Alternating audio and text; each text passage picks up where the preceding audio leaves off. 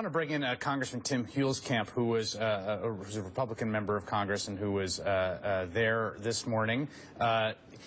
Congressman, what was your impression of the Pope's speech?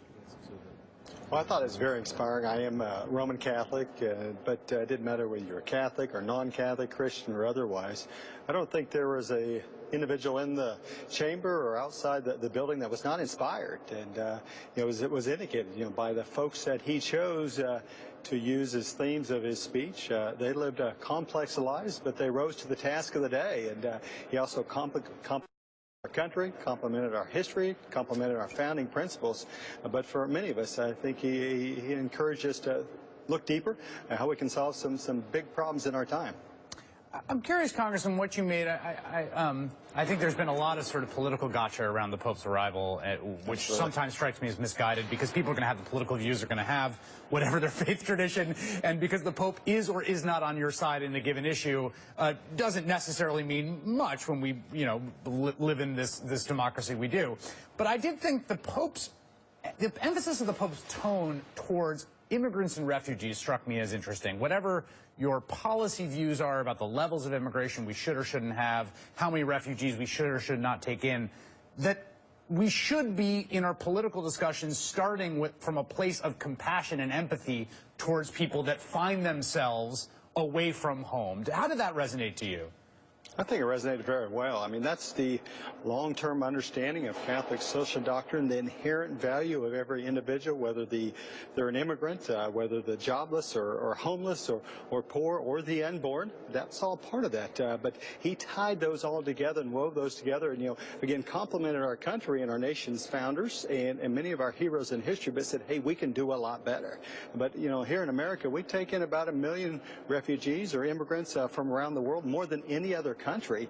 He didn't say, hey, this is what you need to change, but he said you need to have this approach of one of compassion and charity, and I think that was well received. I know as a Republican, there were some of my colleagues who were worried about very specific policy prescriptions that the Pope might offer, but he came as a pastor, not a politician or a policymaker, and so he surprised quite a few folks, I think, on both sides of the aisle. That's interesting. Did you have conversations when you said colleagues of yours had concern about the specificity? I mean, yesterday he was quite specific on one particular policy, which is the clean air regulations and his EPA regulations around carbon emissions. Did you have conversations about how do we handle if he comes out very specifically on certain policies? Well, we were uncertain, and I know there are a lot of commentators in the media and otherwise political commentators that would like to grab one quote and try to twist those for political purposes, and I think he's been misinterpreted considerably. I think the Pope even said that on his first day here, that he's been made out to be something that he's not. But the history of the church is the church lays foundational principles, in this case, the fundamental value of every human life, and then builds off of that. But everything he said was consistent with church doctrine. Some folks thought he might have said more. Others thought he might have said less about particular topics. But I think most of the folks I talked to, if not all of them, were very comfortable and very inspired, particularly the non-Catholics. I mean, this is a Pope that has achieved very quickly celebrity status, particularly among non-Catholics.